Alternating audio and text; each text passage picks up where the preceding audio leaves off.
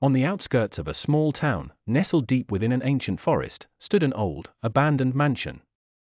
The locals avoided it, whispering tales of eerie occurrences and ghostly sightings.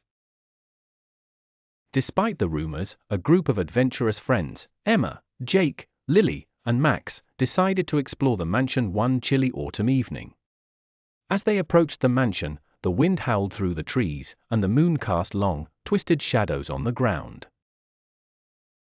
The front door creaked open, almost as if inviting them inside. With a mix of excitement and trepidation, the friends stepped into the dimly lit foyer. Cobwebs hung from the ceiling, and the air was thick with dust and decay. Emma, the bravest of the group, led the way, her flashlight illuminating the path ahead. They wandered through room after room, each more decrepit than the last. Faded portraits of stern-looking individuals seemed to watch their every move. Suddenly, a loud thud echoed through the mansion, causing the friends to jump. "What was that?"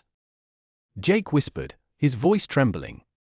They followed the noise to a grand staircase, its wooden steps creaking under their weight. At the top of the stairs, they discovered a dusty old trunk.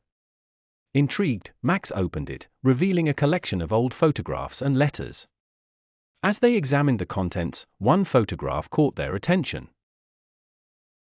It was a black and white picture of a family standing in front of the mansion, but something was off. In the background, a shadowy figure with glowing eyes loomed, barely visible.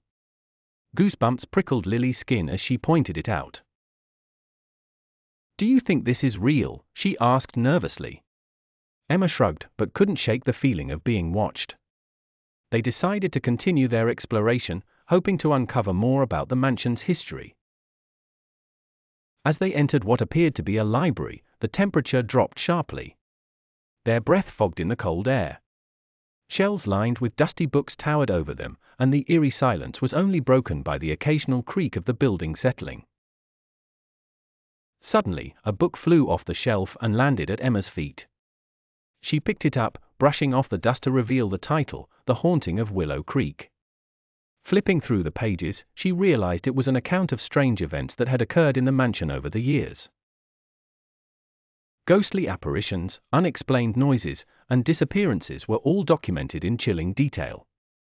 As she read aloud, the room seemed to grow colder. Just then, the door slammed shut, trapping them inside.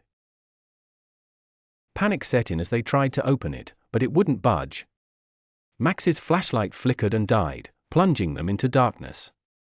"Stay close," Emma instructed, trying to remain calm.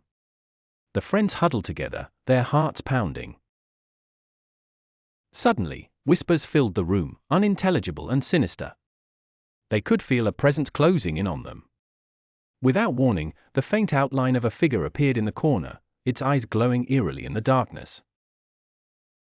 It moved closer, and the friends backed away, pressing against the cold, unyielding door. "Who are you? What do you want?" Emma demanded, her voice shaking. The figure remained silent, its eyes fixed on them. Just as it seemed they would be trapped forever, the door burst open, and a blinding light flooded the room. They stumbled out into the hallway, gasping for breath. The mansion seemed to groan in disappointment, as if it had lost its grip on them. Without looking back, they fled the mansion and didn't stop running until they reached the safety of the town. Out of breath and shaken, they agreed never to speak of what had happened. The mansion remained, its dark secret sealed within its crumbling walls.